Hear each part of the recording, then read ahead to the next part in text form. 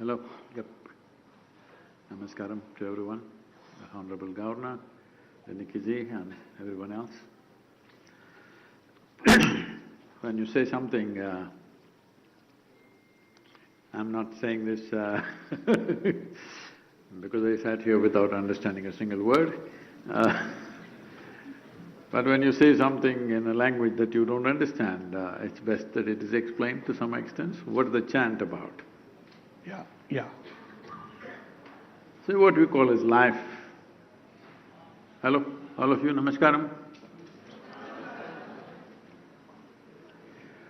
When we say life, what we're essentially talking about is a certain amount of time and a certain amount of life energy. Time and energy, this is all there is with our life. The rest is all in our heads.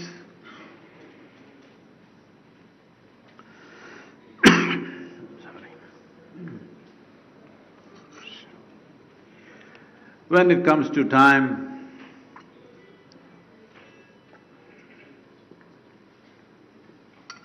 it's rolling for all of us at the same pace. Nobody is favored. I've been asking, people come and tell me, Sadhguru, it's such a long day for you. I said, I've been asking for a longer day and it never happened. Right. Nobody ever gave me 1 minute more than 24 hours. So time is rolling for all of us at the same time, at the same pace. If you're joyful, it's going. If you're sad, it's going. If you're doing something, it's going. If you're doing nothing, it's going. If you're awake, it's going. If you're asleep, it's going. So as we sit here, whatever we may be thinking, what is ticking here is not time. What is ticking away is our life. As we sit here, in the last half an hour, all of us are 30 minutes closer to our grave. Hello?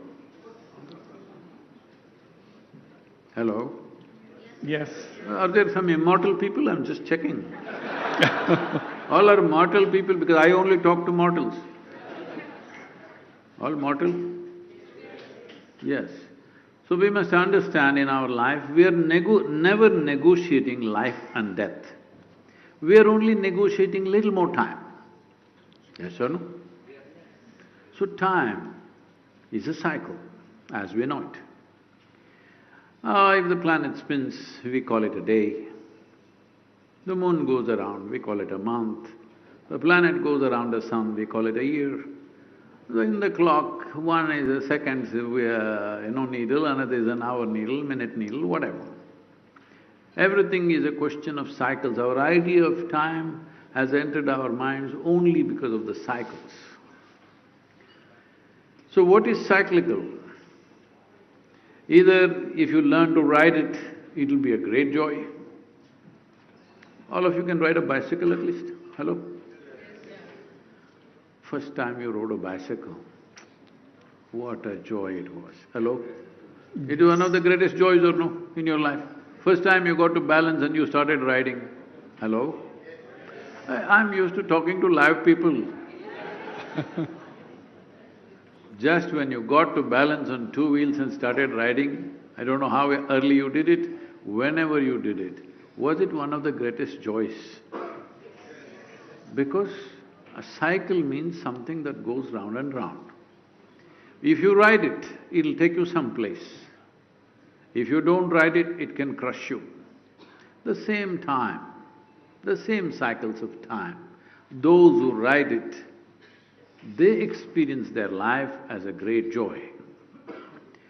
Those who don't learn how to ride it, they will crushed by the same wheels and their faces become long. Say, I want you to look at this. When you were 5, 6, 7 years of age, your face was like this. Slowly. Some of you it's touching there. What happened? Just crushed by time, nothing else. For most of you who are here at least, your lives have worked out far better than you dreamt. Yes or no? But crushed by time, the cycles of time can crush you. So the chant is about this. Only Right. those who learn to ride the cycles of time, for them, life and existence is a great bliss. Those who don't learn how to ride the cycles of time, for them, life will crush. Same process. The question is, will you ride it or will you be crushed by it? So the whole science of yoga is about learning how to ride it, no matter what. Because the road will always not be the way you want. She was talking about road rumples. Rumple is not even a challenge. There are huge pits. Yeah. So, whatever comes your way, will you learn to ride through that or will you be crushed by it? This determines the quality of your life. Time you cannot manage, it rolls for everybody, but your energies you can manage. If you pitch up your energies in a certain way, what somebody can do in 10 years if you do it in 1 year, if both of you live for 100 years, in your profoundness of experience, it feels like you lived for 1,000 years in other people's experience. So, it is only a question of how intensely you fire up your life energies. The whole science of inner well-being is about this. If you charge this up in such a way that the experience of life is profound and activity is impactful. So these are only two things you have when it comes to life: profoundness of experience and impactfulness of activity. Profoundness of experience means somebody may think love will give it to them, somebody may think knowledge will give it to them, somebody will think achievement will give it to them, somebody thinks money will give it to them, somebody thinks something else will give it to them. Alcohol, drugs. I want you to understand, those who are going to the temple and those who are going to the bar, they have the same intent, but wrong process. Hello? Same intent. They want profoundness of experience, isn't it?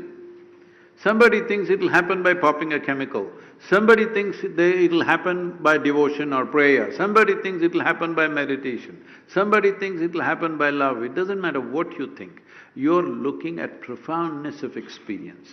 When you act, you're looking for impactfulness of your activity. These are the only two things. If these two things have to happen, your energies should be beyond survival level. If you're in a survival mode, with limited amount of energy you can manage.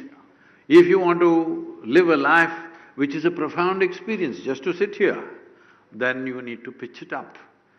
This is the fundamental of how to make our lives, no matter where we are placed, which time of history we are placed in, still those who pitch up their energies, their experience of life will be profound and they will be impactful in the given times in which they are born. Absolutely. We will not be doing the same things, all of us, whatever we are doing in our lives. We are running a media house. If you were here 500 years ago, you wouldn't be running a media house, but probably you would be doing something else, but something impactful. So what we are doing right now is not all ours. It is a consequence of times in which we exist.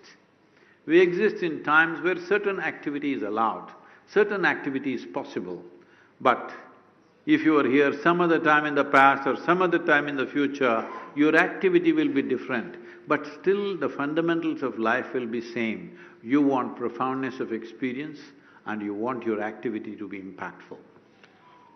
Absolutely, absolutely, Sadhguru. Ride the cycle of life and move on. Now, my question to you, your opening remarks obviously indicate that you are someone, with profound thoughts. Now, my question is, as a young boy, you used to… I'm still am. Of course, you're still young. As a young boy, you used to disappear from your home into the jungles, and much to the, worry of your parents. Why are you exposing all that to all of them? I know you're a media house, but this I'm planning to expose a little more, but I want your response, Sadhguru. How did the transformation begin? How did this young boy become Sadhguru? Oh. Well, you're asking for a story.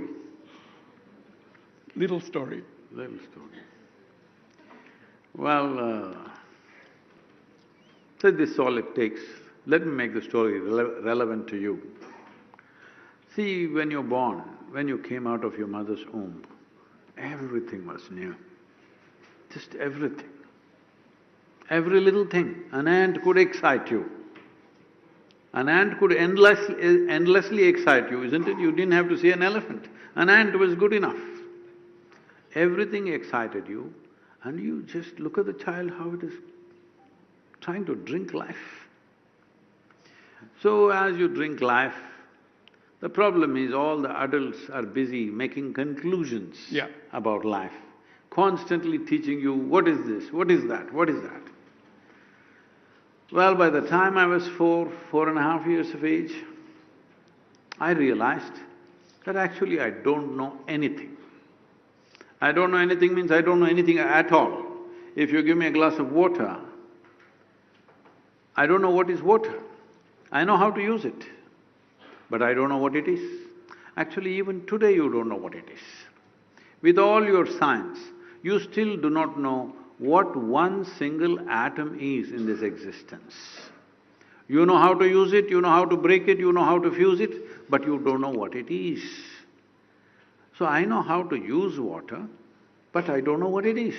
So I'm just staring at the water for hours. I find a leaf, and I'm looking at it 5, 6 hours.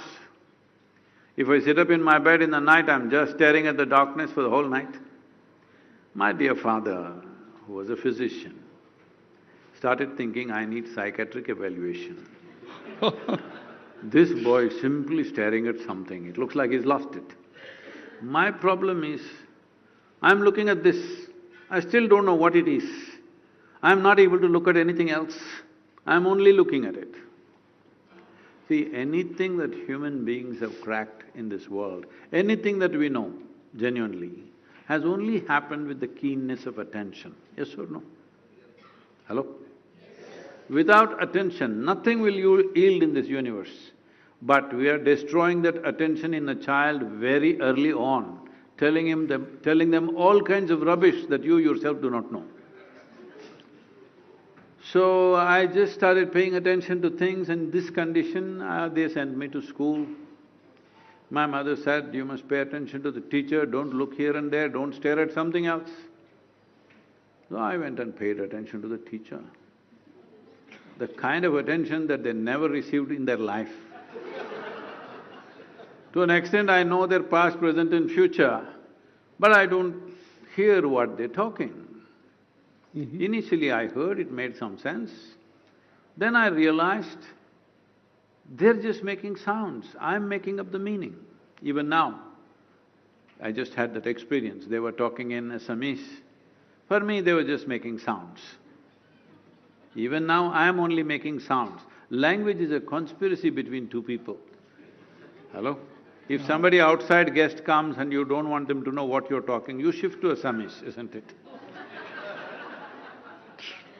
Because language is a conspiracy. If I utter this sound, you make up that meaning in your head. I utter some other sound, you make up another meaning in your head. So, I saw that only I was making up the meanings, they were only making the sounds. So I just listened to the sounds very carefully without making any meaning. After some time it became really amusing. A big smile spread on my face. They were not amused at all. Yeah. So my schooling went like this, and so many things happened. About maybe 13, 14 years ago, this school where I studied over 50 years ago, they came to invite me for their 125th anniversary. The trustees and others came. I said, see, please, why me? Because I was not just a good student, I was not even a student. I only came there when I really had to, and when I came there, I never was there. Why me? I'm not a great example for you students. Then they said, no Sadhguru, our school has produced some great film stars, cricketing stars. Some of the test players were from that school, and so many other kinds of people, but you are the only mystic, you have to come. I said, okay. Then I went there, And in the quadrangle, I stood up to speak and I look around the same oppressive buildings, and some of the big trees that were there were gone, they had built more buildings. Then I looked in this direction, I saw this classroom and I remembered, I was 12 years of age. One day, the teacher is asking me some question and expecting an answer. But for me, I just hear the sounds, I don't hear the words. And after some time, I don't even hear the sounds. I don't even see the man, I just see a blob of energy floating and I'm just looking at this guy. And he's asking me something that I don't know. Don't know means I don't even know what he's asking.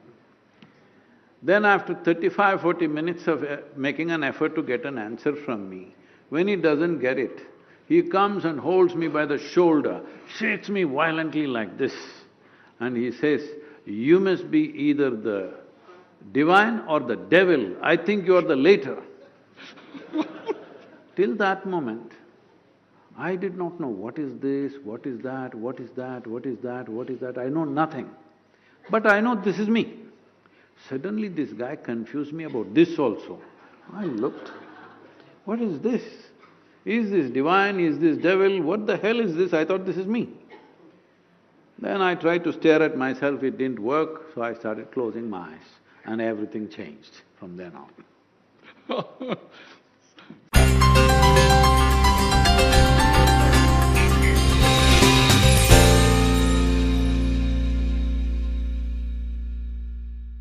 প্ৰতি গৰাকী মাকৰ এটাই প্ৰিয় বস্তু, সোৱাদেৰে পূৰ্ণ কিন্তু স্বাস্থ্যকৰ।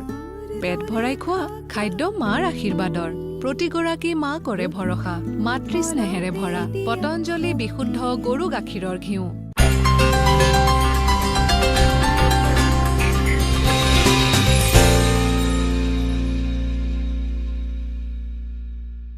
Your school trustees came and called you a mystic, but you have got various identities. Lot of people say that you are a Mahayogi, you are a spiritual guru. Lot of people even say that you are a godman or a maverick, No, that only media maverick does. mystic. That is only media does. Nobody else says godman. You are averse to the word. You are averse to the word godman. Huh? You are averse to the word godman. No, see, nobody in this country ever claimed that he's a goddamn man. All right?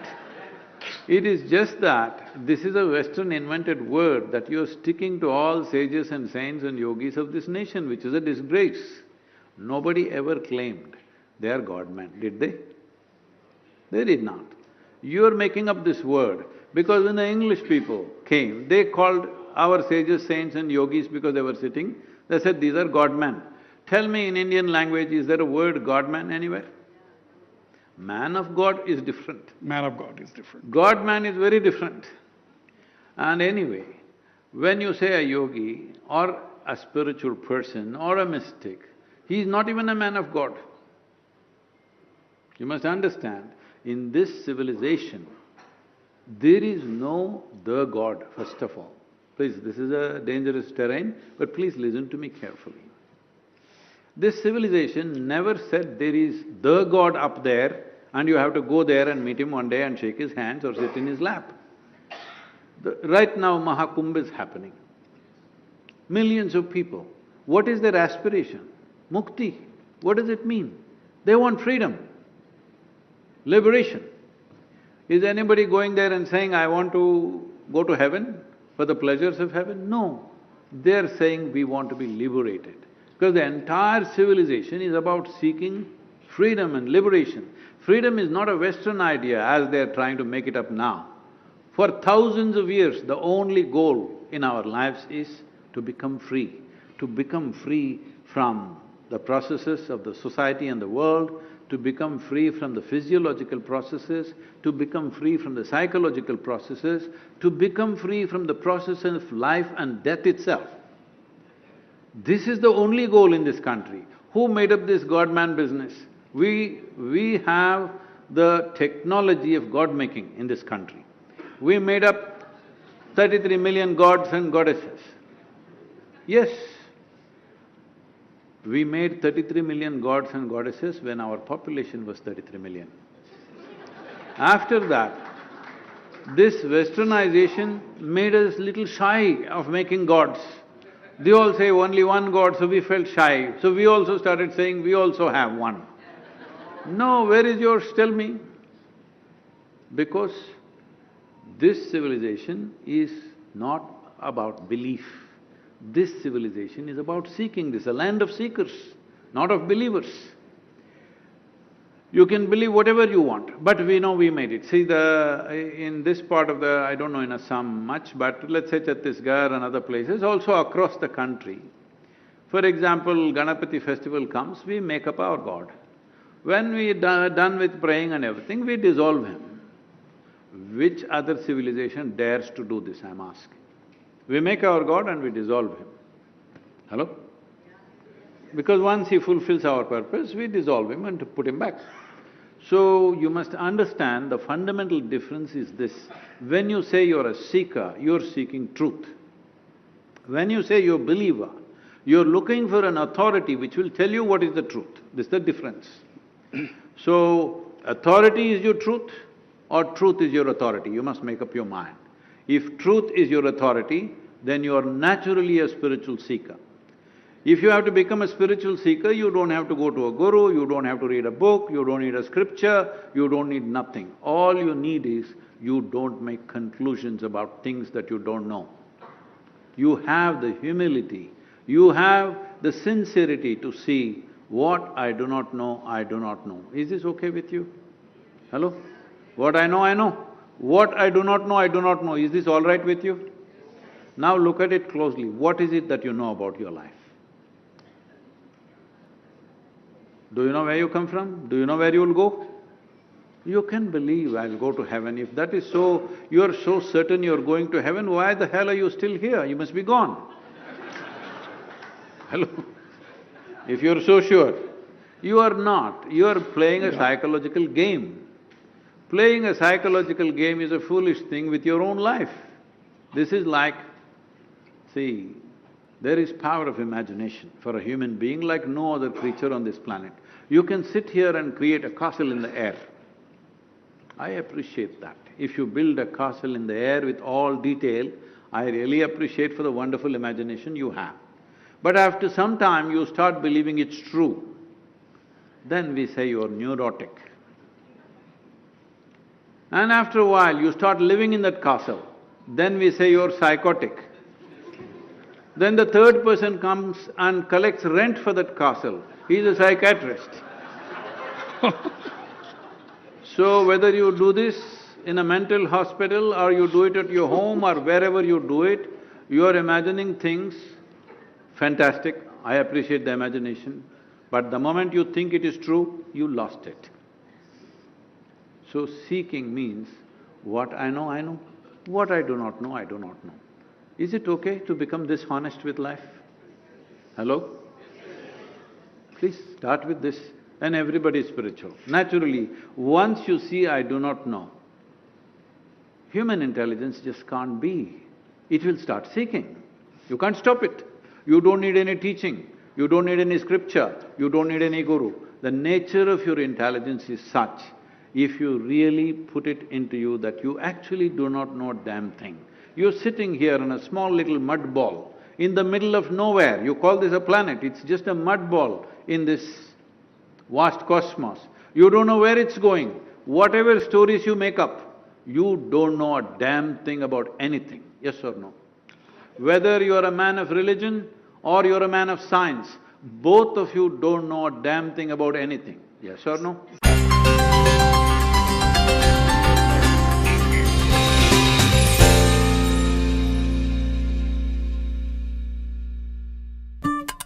নিষ্টেলৰ হৈতে নে খেলা খেল নহলে হব স্বাস্থ্য fail স্বাস্থ্যৰ হৈতে হেতালি নেখেলিব Patanjali physically ৰিফাইন্ড rice bran তথা soybean তেল আনক আৰু সুস্বাস্থ্য পাওক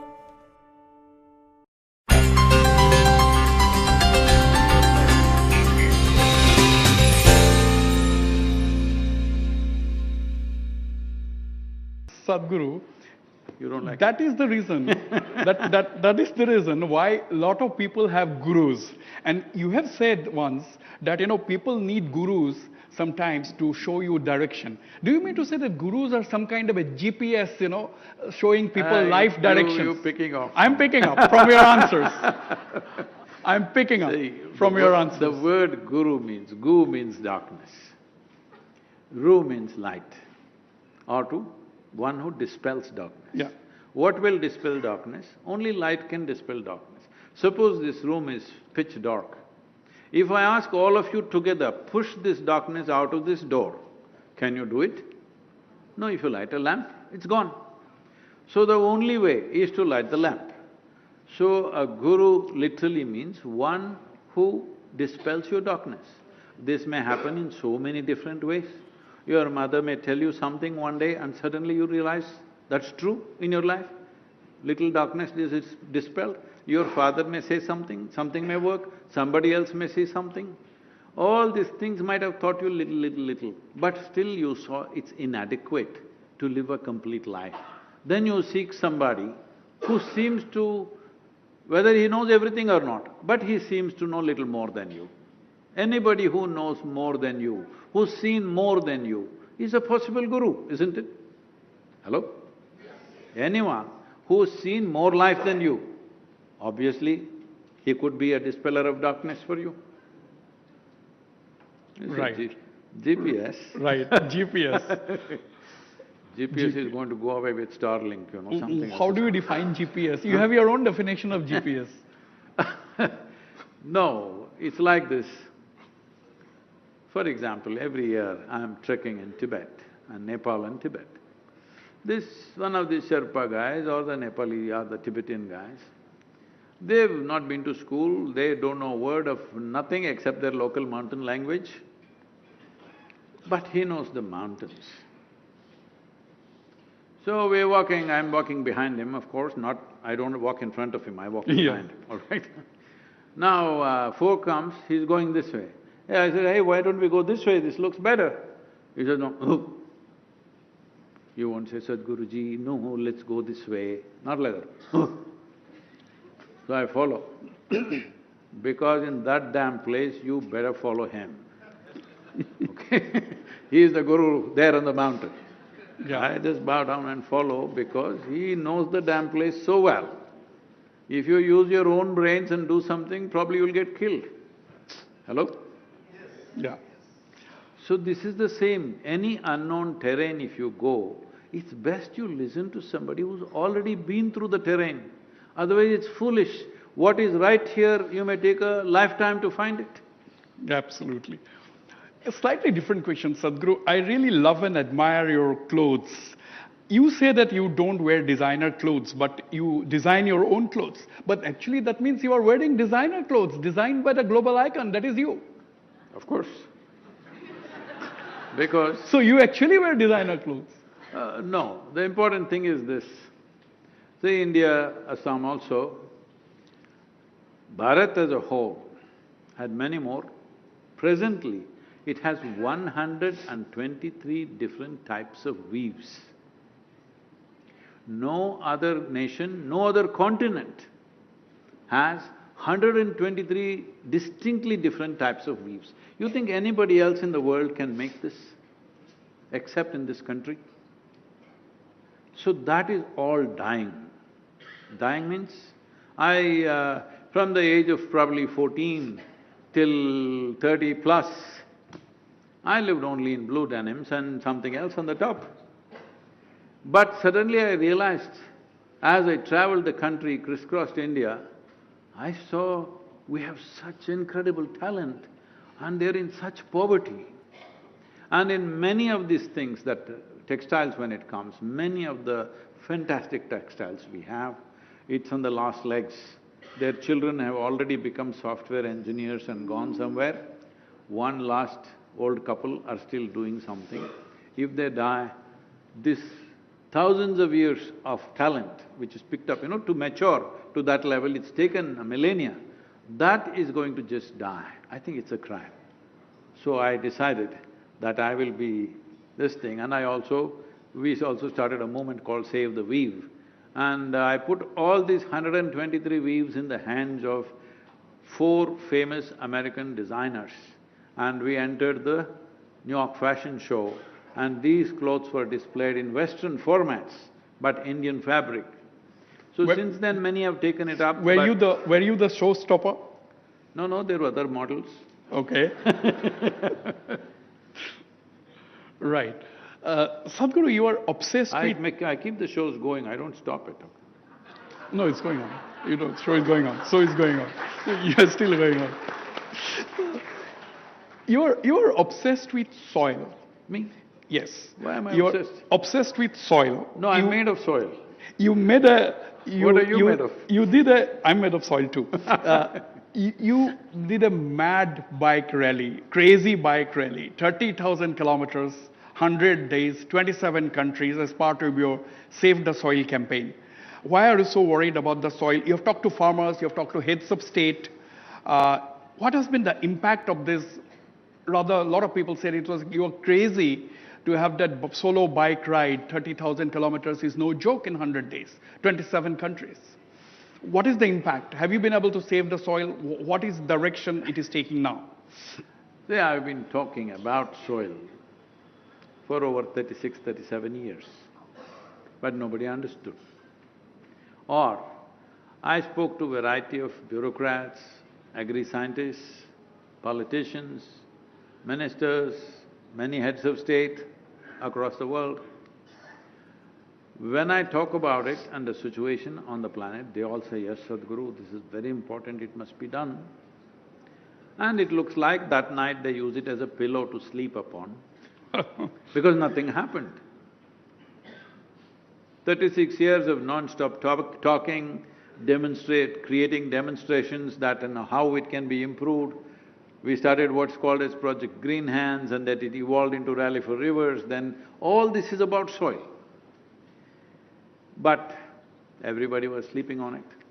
Then COP26 came in Glasgow.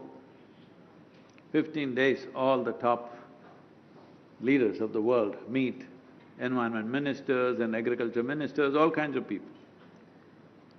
So when they came out, I spoke to many environment ministers. I asked, what are we doing about soil? They said, soil. Why, Sadhguru, soil? We only took oil. Because there's money in it. Yeah. Nobody talks about soil because there is no money to be squeezed. I said, how can you talk about environment? How can you talk about global warming without talking about soil? It is the most basic thing. If you give me 2 minutes, I will explain to the please. people because Yes. people understand how is soil responsible for this. I'm telling you this, how life on this planet started. According to modern scientists, approximately 2 billion years ago, some very smart algae or fungi came up with this bright idea that they could cook their food with solar energy. First solar panel happened 2 billion years ago. This phenomena today we call as photosynthesis, which is the photosynthesis which transformed what was elements and material into life process.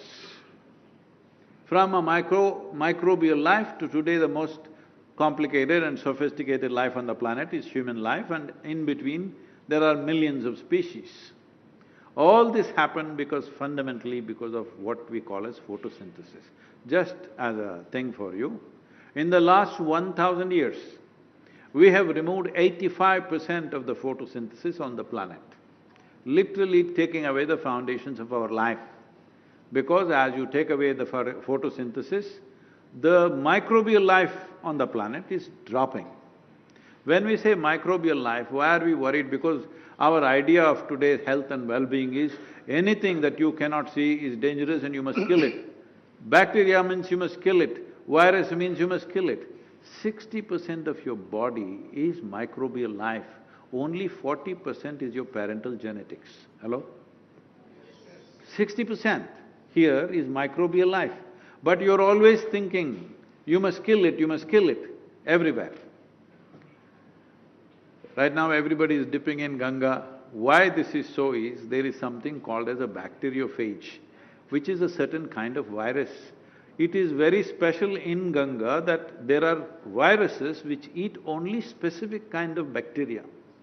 In 1896, when the British were here, the first observation came when the cholera broke out, everywhere else people were dying, but those who lived along the Ganga banks were not dying at the same pace.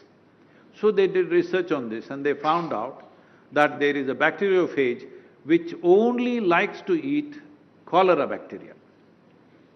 Nowhere else you find this. And this is why Akbar, whenever he went on his war campaigns, for his personal use he took only Ganga water. And when the British ships sailed from here to England, the water that they always wanted was Ganga water because this is the only thing which would stay fresh for 90 days on the ship. Everything else would turn dank. After 30-40 days, they're drinking really bad water. But for the first time, they found a solution. You heard of Sundarlal Bahuguna, the Chipko movement? When I was 19, I went there to join the Chipko movement. And fortunately or unfortunately, on that day he was not there, I met Bimala Devi, spent the afternoon with her, his wife, and then I came back. If he was there, probably I wouldn't have come back. Here I am today. Right. So he all his life screamed that many ailments that he had went away simply by drinking Gangachal. From the age of 19, 27 years, every year I trekked in Himalayas, Indian part of Himalayas. And this is very difficult for people to believe. I'm walking 15 to 20 kilometers a day in the mountainous area. Only thing is water. Many days no food, just water. It just kept me going.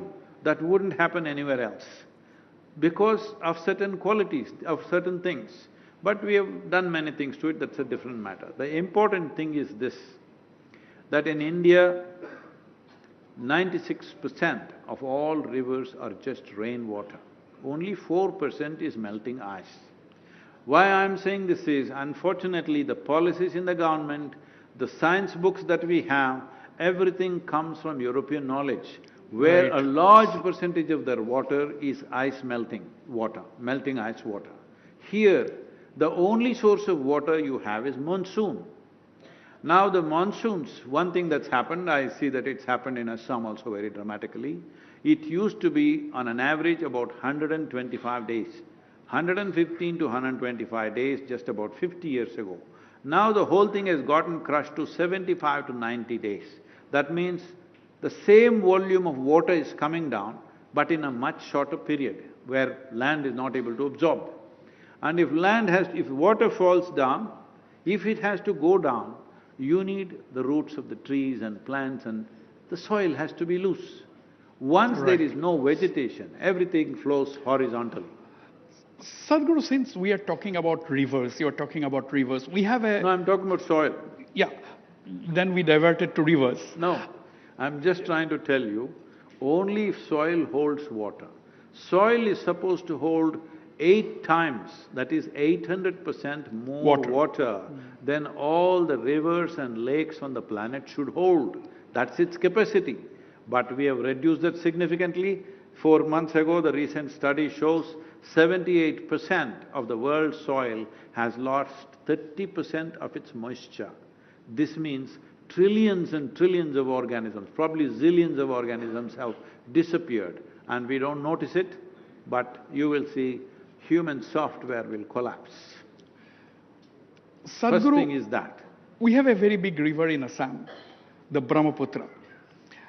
Now, my question is, you have done this rally for rivers a long time ago. Now, the point is, you have also expressed concern that Indian rivers are dying, they're becoming seasonal and so on. Now, China is building such a big dams, mega dams on the upper reaches with the capacity to stop the flow of rivers like the Brahmaputra. What is your take on this? How do you see the riparian, lower riparian countries and states? Well, it could be a disaster and it could be a weapon, both ways. So, the problem is this, we've cut up the planet into many pieces, we call this nations. And we think nations are absolute. Nations are not absolute. Geography is absolute, all right? Nations are construct in our mind. For administrative purposes, if you divide the world, it's all right. But if you start believing it's absolute, Right now we made the world like this. Even whether knowingly or unknowingly, if you cross that line, somebody will kill you. Hello? Yes. We become like this because this whole thing is taken like this. It's not any one nation's problem, it's a worldwide problem. Our identities are like this. For the first time in G20, India tried to push this, that one earth, one family, one future. Such a thing has never been said in the Committee of Nations. Never. This first, that first, everywhere. Yeah. For the first time we said one earth and one future, because as we are developing, as we become more and more empowered, more and more capable, unless we create one future, there shall be no future. It's very, very important. One thing which is common among humans, Sadhguru, is agony. Agony? Yes. Really? If you're poor, Not me. if you're poor, you have problems. If you're rich, you have problems. If you're that is married, the- you have problems. If you're not married, you have problems. What is your prescription? Well, the thing is like this. You're trying to be happy, essentially, that's the effort. Am I correct? You want money because you think that will bring happiness. You want education because you think that will bring happiness and fulfillment. Love, joy, alcohol, drug, God, heaven, everything is about this pleasantness of experience. See, those who think this world is hopeless, they're not going to make it here, they've created another place that they call as heaven. See, all the advertisements are always about heaven is a very pleasant place. Yes? Suppose they told you from your childhood, God lives in heaven but it's a horrendous place. Do you want to go there? We'll pray from here only, let him be there. They've told you it's a very pleasant place, it's a place that you want to go. Well, this is one of the worst crimes that human beings have inflicted upon themselves, that you create another place better than this one. That real life will happen somewhere else, not here. This is the worst crime you have committed upon humanity. If you want to live, it's here. Even if you're going to heaven, at least you must practice living well here, isn't it? Hello? At least practice living well here with full of love, joy. Practice this here until if you go there. We don't know where the hell you will go, but wherever you go. So, thinking there is a better place than this elsewhere, this is not the place to make your life wonderful. Somewhere else it'll become wonderful. This is a dangerous idea which we have inflicted upon ourselves as human beings. This is very important that you understand that human experience comes from within you. I'll ask you a few simple questions. You can say yes, no or silence, but I'm going to bless you, it's up to you. All right? Whether you experience pain or pleasure, does it come from within you or outside of you? Within you. Joy or misery, where does it happen, inside or outside? Inside. Agony and ecstasy, inside or outside? Inside. Inside. What happens within you must happen your way, isn't it? What happens around you will never happen 100% your way.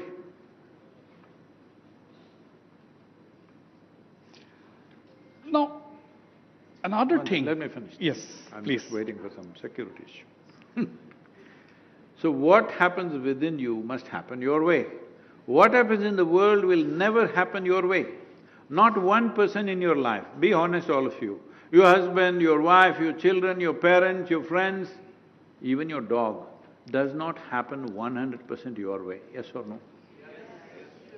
At least this one person must happen your way.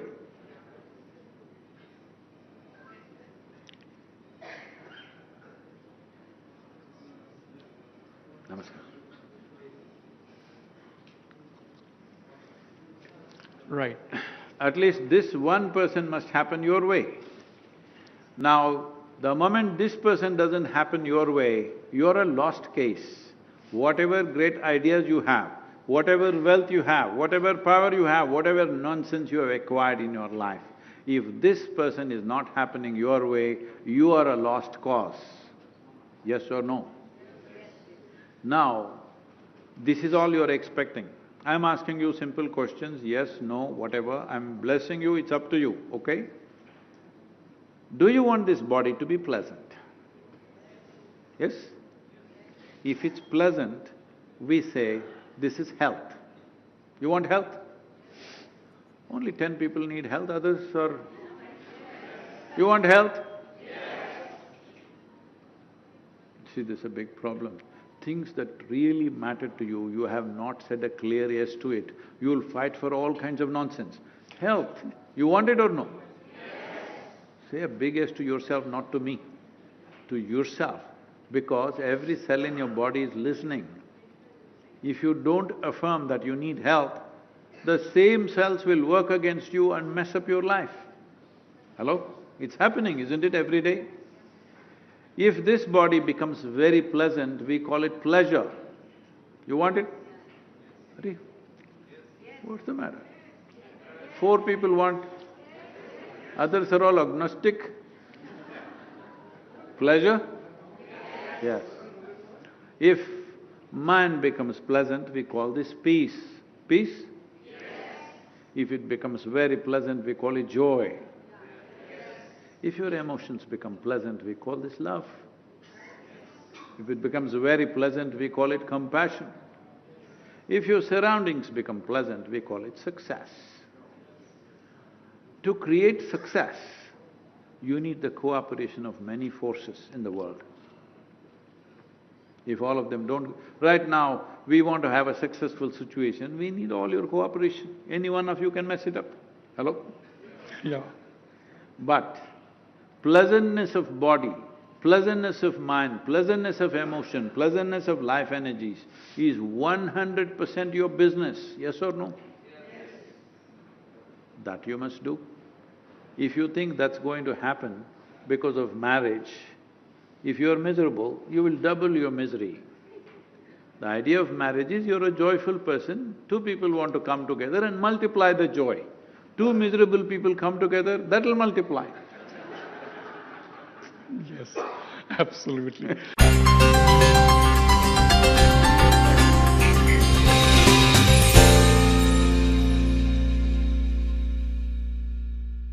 যাৰ ওচৰত আয়ুৰ্বেদ আৰু বেদৰ জ্ঞান নাই, বেমাৰ চিচৰক সুশ্ৰী ধনমন্ত্ৰী আৰু শ্ৰৱণ ঋষিৰ পৰম্পৰাৰ অনুৰূপ অৰিজিনেল চ্যৱনপ্ৰাশ কেনেকৈ বনাব?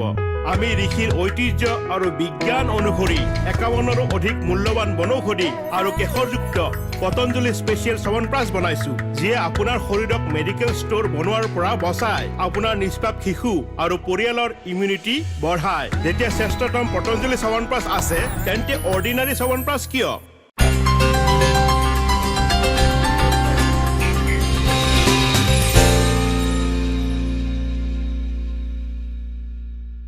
Now, Sadhguru, you have a scientific bent of mind. I've listened to a lot of your talks. You seem to be, correct me if I am wrong, you seem to be a great backer of artificial intelligence. I thought I was natural, what is this? My question to you, do you think people are already becoming slaves of technology? Not really. This is all narratives that are being built. Our lives are so much better because of technology, yes or no? Especially all of you women, I'm asking you. I'm telling you, as a woman, you must know this. Never in the history of humanity, your lives were as good as it is today. Please say one big yes to that. Because if you do not acknowledge things that are working, they will dissipate. Very, very important. And even for a man and for any human being, never before survival was better organized than it is today. Never before we had these kind of comforts and convenience as we have today. You want to make a mess out of everything, all the best. Technology is the greatest thing that's happened to us. Engineering is the greatest thing that's happened to us. It's done magical things, yes or no? See, right now, let me put it in my context. Many great beings have come in this world. Many very great human beings have come. When they came, if they spoke, hardly 10 people could hear. If they spoke, yes or no? Today, there's a microphone, but still it looks like those at the back are not hearing it. That may be… Hello? Say yes or no, huh? You're not hearing it? Today we can sit here, what this whole media business means is, we can sit here and talk to the entire damn world. When was it possible? So when we have such a means that we can sit here and talk to the entire world, if we don't transform humanity now, this means we have no love in our hearts, that's all it means. Yes or no? Great beings came, they walked village to village talking to few idiots around there. And much after they died, somebody spread their message a little bit here and there. During their time, all they did was slog without any great impact. Today, just to put this in context, in 2024, our video views are 5.6 billion views, 1.7 billion unique views, that many people, which is quarter of human adult population. But I'm, and I'm not telling you my success, I'm sharing my failure with you, because when I was 25, when I suddenly realized, if I simply sit here and if I keep a little distance from my psychological and physiological process, I burst into ecstasy. He's talking about agony. I burst into ecstasy. I experimented in so many ways, it was very clear to me, if I keep my hands off my mind, I'm just blissed out. So then I realized, this is it. Who would not want to be blissful? On that day, the world's population was some 5.2 or 5.3 billion people. I made a clear plan, in 2.5 years' time, I will make the whole world blissful. See, 42 years later, still only quarter. I will die a failure, but I'll die a blissful failure. That's interesting way of putting it. Now, does science and religion meet? That is something, two different poles. See, science means exploration. Religion means belief. A belief that might have worked to a certain number of people, for a certain number of people, because belief gives you a certain certainty about life. Otherwise, human mind is not able to figure out what is what. If you really start looking at anything and everything, you don't know a damn thing. It takes a lot of courage to see that I don't know. That's why everybody assumes, I came from God, I'll go back to God, all these assumptions, because otherwise it's scary to be here. But Sadhguru, we also have belief in the medical science. No, let me come to that. That's a very dangerous thing.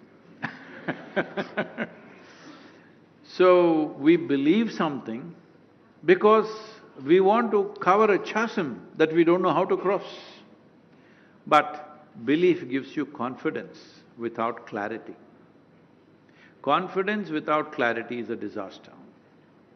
Right now, I want to walk through all of you, but my vision is not clear. I'll step on all of you and go. If my vision is not clear, I should seek help, please. Can somebody help me through this? No, I'm confident. Confidence without clarity is a great disaster. Unfortunately, it's gone berserk in the world. Too many idiots are confident. Very dangerous. It's very, very important that if you cannot see, you must hesitate a little bit. Hello? Yes or no?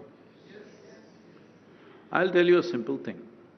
Right now you can see, if I ask you to walk from here to there, you will simply walk. But if you make this pitch dark, suddenly you'll become super alert. Yes or no? If I ask you to walk in pitch darkness, will you become super alert or no? This is the effect of not knowing. When you don't know where is your next step, suddenly you're super alert. That is the way you're supposed to be every moment of your life, with an awakened intelligence, not a sleeping one.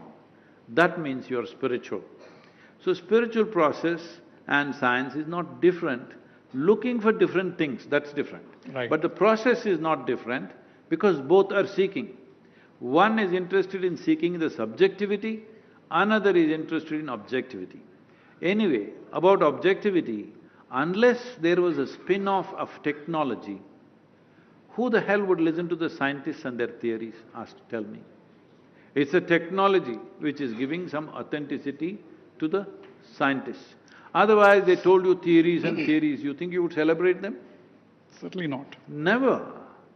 It's only because of technology, science has got some authenticity going for itself. So spiritual process also needs authenticity, it should work. It should work for people. Absolutely. It's not something that you believe. You do something and it works. It works for me, it works for you, it works on other people, it works for 1,000,000 people, then we know it works. So, scientific process and spiritual process are not different. Religion is very needed for the mass because otherwise they would be so confused, they would be mentally broken. It is the cheapest form of psychiatry. No furniture needed, just hold God's hand and walk. Many people are crossing the life. Right. They may not realize… See, this is something you must decide. Are you looking for solace or are you looking for a solution? If you're looking for solace, you must believe something. If you're looking for a solution, then you must seek. This Right. takes courage. Sadhguru, can you suggest an antidote to fear? Fear of death, fear of disease, fear of financial If you don't loss? borrow, you will have no fear of debt. No, I am You a know, ha- like right now, when I go Sadhguru, to let United me- States, let me they con- tell me, let me when con- I go to United States, Yes. they tell me, Sadhguru, you are not good, you don't have any credit history. I said, isn't it good? No, you don't have credit history, you can't do anything with you. You- I need to borrow. So, CIBIL score. Huh? They want the CIBIL score. Yeah. Anyway, so Sadhguru, I mean, why I was asking you this question, that antidote to fear, fear of death, disease, See, loss. you're So ask- I am a hypochondriac. I have got dozens of numbers of doctors who are, some of them are sitting in this hall, and they never take me seriously anymore. Whenever I go to them, they don't take me seriously at all now, because I go to them so often. You should also not take them seriously. Because when you need a doctor, your body will tell you, you don't have to imagine. Hello? When you need a doctor, your body will speak loud and clear. You go on thinking you need a doctor, no, you don't need one. Now, about fear, what is the antidote? What is the antidote for something that does not exist? I'm asking all of you. Right now, are you in fear? No. So there is no fear. Why are you talking about fear? You must understand you create fear. This is what we've been talking from the beginning. What happens in your mind is made by you, yes or no? I know you are… believe a lot in stars and planets, I know. But I am asking you, what is made in your mind? Is it made by you? Maybe a lot is being done unconsciously, but it's made by you, isn't it? Maybe little you're doing consciously, rest unconsciously. Let me put it this way. If you have mastery over this physical body, 15 to 20% of your life and destiny will happen your way. If you have mastery over your mind, 50 to 60% of your life and destiny will happen your way. If you have mastery over your life energies, 100% of your life and destiny will happen your way. It's up to you. Hypothetically speaking, Sadhguru, suppose you happen to be in parliament.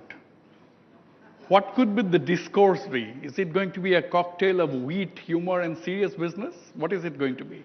Do you see yourself sometimes, do you think that you could be in parliament someday? No. I have something else to do. Not that I think anything wrong about that. It's very important. The politics of this nation or any nation should be handled by responsible people, knowledgeable people, competent people. Unfortunately, some British authors said it is the business of the scoundrels, and whoever said it must be a great scoundrel, because if you leave the well-being of the nation, which is the well-being of the people, in the hands of a scoundrel, you must be a scoundrel, isn't it? Hello? So, what is most crucial, what determines where this nation is going, where nation does not mean just an entity, it's people.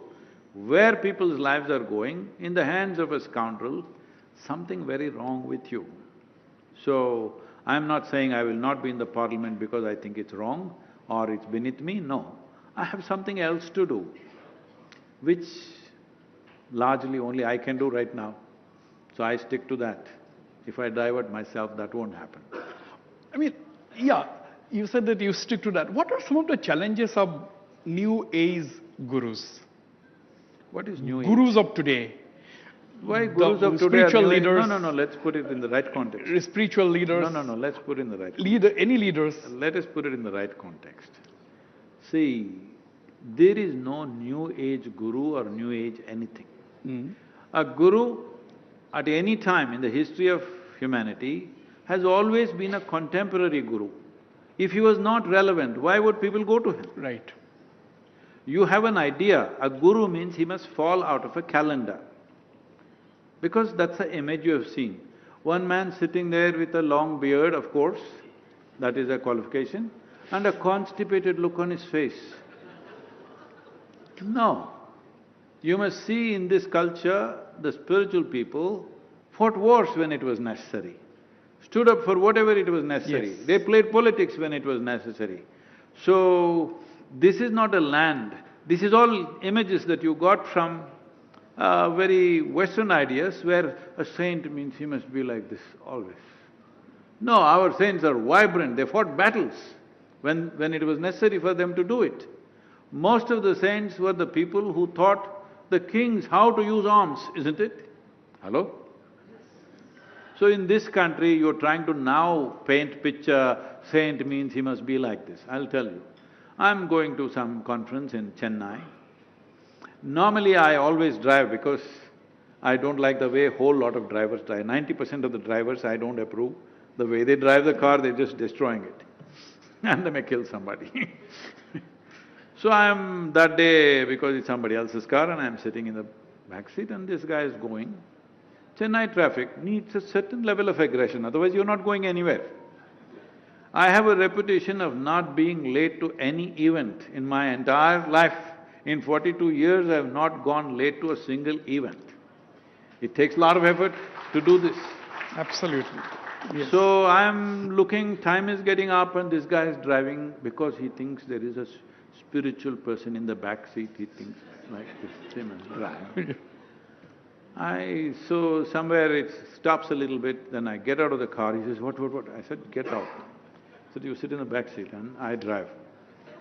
I just go and at that time it was just, even now it is there in the hotels after that, the November event that happened in Mumbai, every hotel has a security thing, the little gate.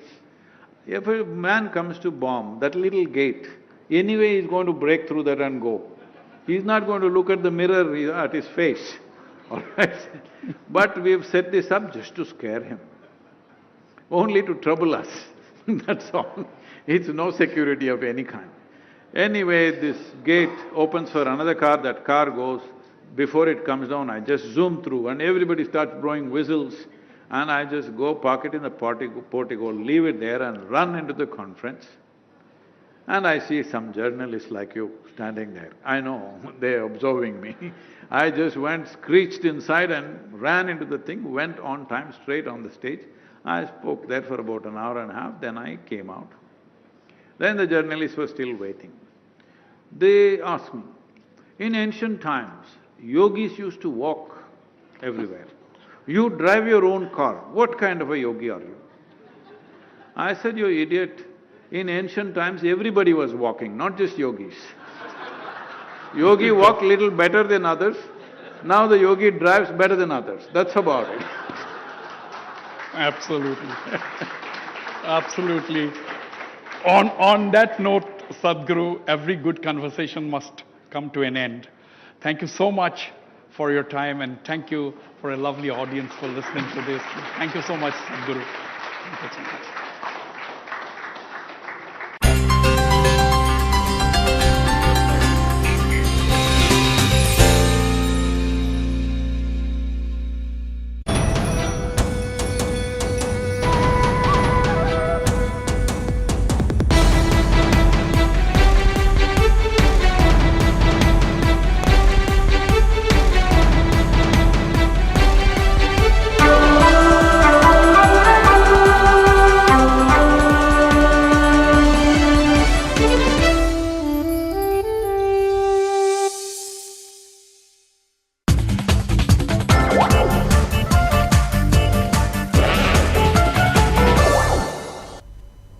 शुरुआत करते हैं एक अहम खबर से। गुवाहाटी में होने वाले एडवांटेज असम 2.0 की तैयारियां जोरों पर है। मुख्यमंत्री हेमंत बिस्वा शर्मा लगातार उद्योगपतियों से मुलाकात कर समिट में निवेश के लिए आमंत्रित कर रहे हैं। इसी कड़ी में मुख्यमंत्री हेमंत बिस्वा शर्मा ने देश के जाने माने उद्योगपति तथा रिलायंस इंडस्ट्रीज लिमिटेड के चेयरमैन मुकेश अंबानी और उनके बेटे अनंत अंबानी से मुलाकात की। इस बात की जानकारी उन्होंने सोशल मीडिया पर पोस्ट कर दी है। उद्योग जगत में असम को एक केंद्र के रूप में स्थापित करने के उद्देश्य से यह मुलाकात हुई है। इस दौरान मुकेश अंबानी के साथ सीएम शर्मा ने खास बैठक भी की।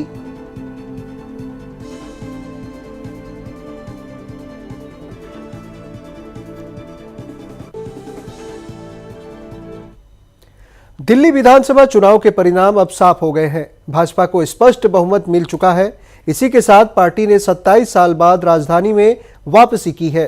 पहला पड़ाव पार करने के बाद अब सबके मन में एक ही सवाल है कि अब दिल्ली में मुख्यमंत्री का चेहरा कौन हो सकता है।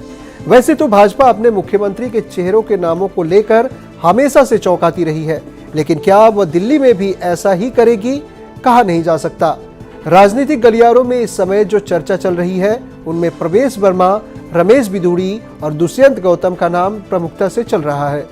इनका नाम इसलिए भी प्रमुखता से चल रहा है क्योंकि इन्होंने आप के मुखिया को मात दी है। अरविंद केजरीवाल आम आदमी पार्टी के केंद्र बिंदु रहे और जानकारों के मुताबिक उनको मात देने का मतलब सीएम पद के लिए अपनी दावेदारी को पेश करना। इसके साथ ही प्रवेश वर्मा जाट समुदाय से आते हैं। ऐसे में उनके माध्यम से दिल्ली और हरियाणा के जाट वोटरों को साधने में भाजपा को आसानी होगी। प्रवेश वर्मा के बयानों से भी इस बात के संकेत मिलते रहे हैं। उन्होंने कहा था कि दिल्ली के जाट नेता भाई बहन भाजपा के साथ हैं और इस दौर में एक नाम और भी है, वह है रमेश बिधूड़ी। भाजपा द्वारा कालकाजी सीट से उम्मीदवार बनाए गए रमेश बिधूड़ी को वैसे तो दिल्ली की मुख्यमंत्री आतिशी के हाथों हार का सामना करना पड़ा, लेकिन गुज्जर समुदाय से आने का लाभ उन्हें मिल सकता है। गुज्जर समुदाय से आने वाले रमेश बिधूड़ी अपने लोगों में एक खास जगह रखते हैं। उनके बयान पार्टी के लिए कितनी भी मुसीबत पैदा करे, लेकिन पार्टी उनके खिलाफ कार्रवाई नहीं करती है। दिल्ली चुनाव प्रचार के दौरान वह अपने बयानों को लेकर काफी चर्चा में रहे। दिल्ली के करोल बाग से भाजपा के उम्मीदवार दुष्यंत कुमार गौतम को हार का मुंह देखने को मिला है। बावजूद इसके यह भी सीएम फेस माने जा रहे हैं। राजनीतिक विशेषज्ञों का कहना है कि भाजपा जिस चेहरे से सभी को चौंका सकती है वो चेहरा दुष्यंत गौतम का हो सकता है। वरिष्ठ भाजपा नेता विजेंद्र गुप्ता को भी मुख्यमंत्री रेस का चेहरा माना जा रहा है। वह दिल्ली विधानसभा में नेता प्रतिपक्ष भी रह चुके हैं और अरविंद केजरीवाल व आम आदमी पार्टी के खिलाफ खुलकर बात करते हैं। जब भाजपा दहाई का आंकड़ा भी पूरा नहीं कर पाई थी, उस समय भी वह अपनी सीट जीतने में कामयाब रहे थे। इस बार रोहिणी से वह 37,000 से अधिक वोटों से जीतने में कामयाब रहे हैं। बता दें कि 2020 के चुनाव में भाजपा को सिर्फ 8 सीटें मिली थीं, जबकि आम आदमी पार्टी 62 सीटों पर दमदार जीत के साथ सरकार बनाई थी।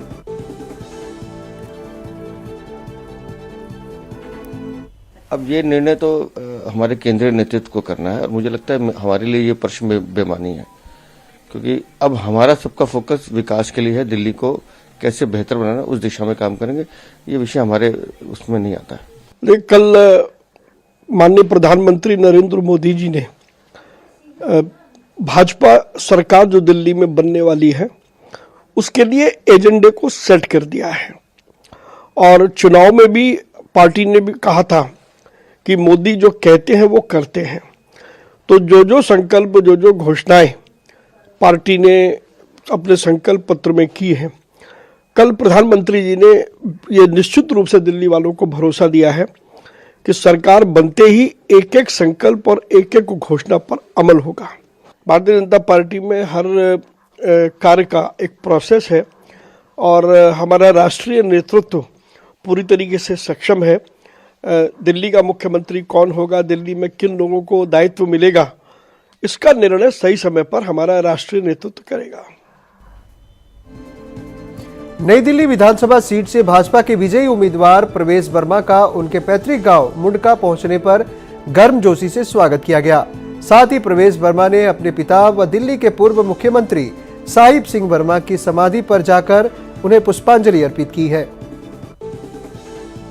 सारे भारी दिल्ली, हम जिसको वर्मा जी की सीट के नाम से जानते हैं, जो पुरानी सीट हम भारी दिल्ली कहते थे, सारी सीटें भारतीय जनता पार्टी की झोली में गई है। एक बार फिर से 1993 वाली याद ताजा हो गई है। मैं पूरी भारी दिल्ली को, सारे गांव देहात को हाथ जोड़कर आपका धन्यवाद करता हूं कि आपने एक एक सीटें भारतीय जनता पार्टी को जिताई और हमारी सरकार बनी है। ये सरकार दिल्ली देहात के लिए अच्छा काम करेगी, पूरी दिल्ली के लिए अच्छा काम करेगी, सारी कॉलोनियों के लिए। जो भी काम हमारे नेता डॉक्टर साहिब सिंह वर्मा जी के अधूरे रह गए थे, जो उनके सपने थे, वो सारे कामों को पूरा करेंगे। हमारे प्रधानमंत्री नरेंद्र मोदी जी के विजन को आगे बढ़ाएंगे, दिल्ली में लेकर आएंगे। बहुत सारे काम करने हैं, बहुत सारी चुनौतियां हैं। मेरे गांव का हमेशा बहुत आशीर्वाद रहता है। आपने मेरे चुनाव में भी आकर काम किया, उसका भी आपका बहुत बहुत धन्यवाद। और दिल्ली को एक बहुत ही सुंदर राजधानी बनाएंगे, ऐसी राजधानी बनाएंगे जिसको हम सभी पर गर्व हो। आम आदमी पार्टी की प्रचंड हार के बाद विपक्ष की बोलने वाली आप से राज्यसभा सांसद स्वाति मालीवाल ने कनॉट प्लेस स्थित हनुमान मंदिर में पूजा अर्चना की। उन्होंने कहा कि पिछला एक साल उनकी जिंदगी का सबसे मुश्किल साल रहा है। इस पूरे साल में सिर्फ भगवान ने ही उनकी मदद की। बुराई कितनी भी बड़ी क्यों न हो, उसे सच्चाई के सामने झुकना ही पड़ता है। मैं ये मानती हूँ कि इतिहास गवाह है, जब जब किसी नारी पर वार हुआ है तो भगवान ने सामने आकर दंड दिया है।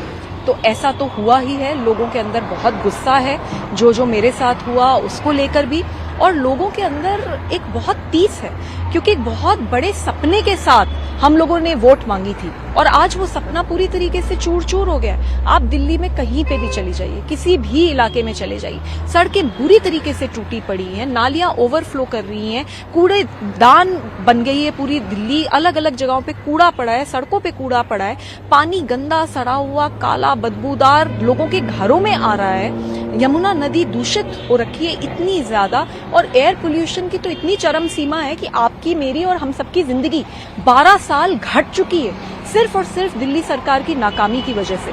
तो मुझे लगता है कि इस बार जो इलेक्शन है वो बहुत मूलभूत इश्यूज के ऊपर लड़ा गया है और लोगों ने गुस्से में वोट करा है। दिल्ली विधानसभा चुनाव के नतीजों के दूसरे दिन दिल्ली की मौजूदा मुख्यमंत्री आतिशी ने अपने पद से इस्तीफा दे दिया।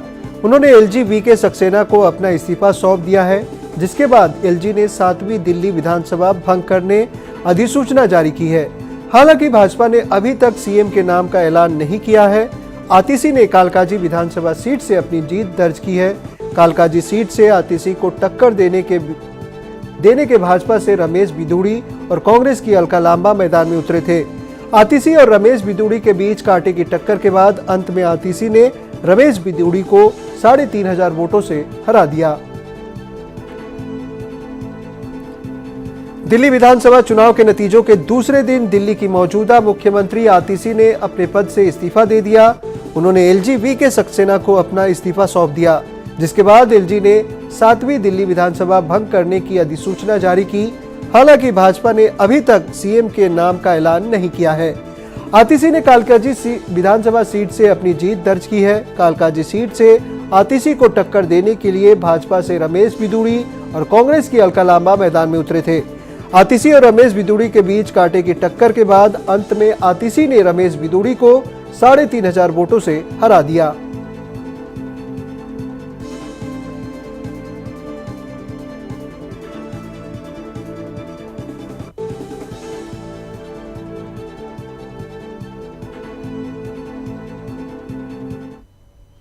और इस वक्त बड़ी खबर सामने आ रही है, जहां आतिशी के मुख्यमंत्री पद से इस्तीफा देने के बाद उपराज्यपाल विनय कुमार सक्सेना ने भाजपा विधायकों को बुलाया है।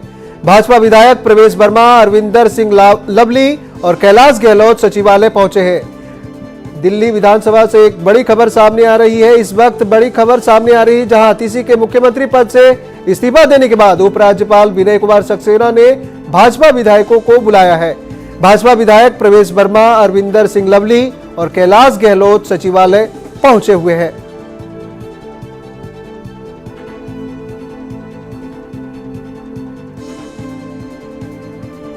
और जानकारी सामने आ रही है कि 15 फरवरी के बाद ही दिल्ली के मुख्यमंत्री शपथ ग्रहण कर सकते हैं। और इस वक्त की बड़ी खबर सामने आ रही है कि आतिशी के मुख्यमंत्री पद से इस्तीफा देने के बाद उपराज्यपाल विनय कुमार सक्सेना ने भाजपा विधायकों को बुलाया है। भाजपा विधायक प्रवेश वर्मा, अरविंदर सिंह लवली और कैलाश गहलोत सचिवालय पहुंचे हैं। जहां तक जानकारी सामने आ रही है, 15 फरवरी के बाद ही मुख्यमंत्री पद का शपथ ग्रहण समारोह आयोजित हो सकता है।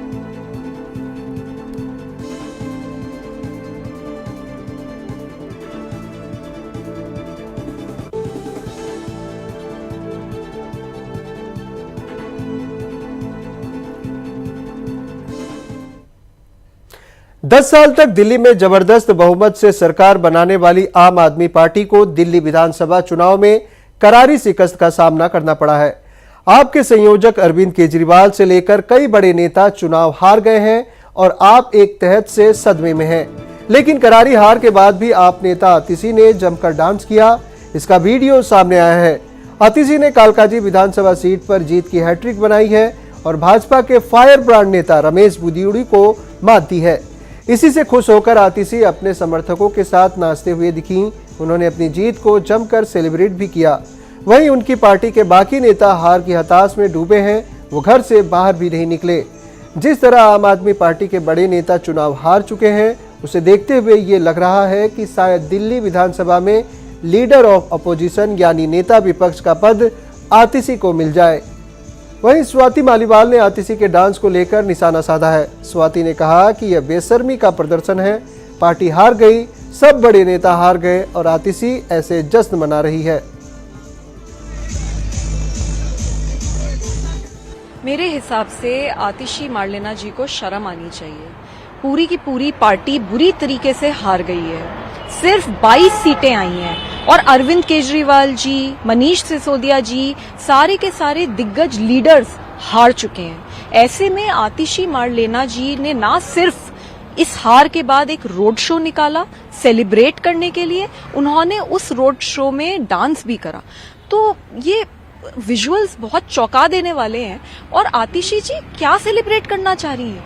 पूरी की पूरी पार्टी की इतनी बुरी तरीके से हार को वो सेलिब्रेट करना चाह रही है। तो मुझे लगता है आतिशी जी को शर्म आनी चाहिए और सत्ता का इतना भी लालच नहीं होना चाहिए।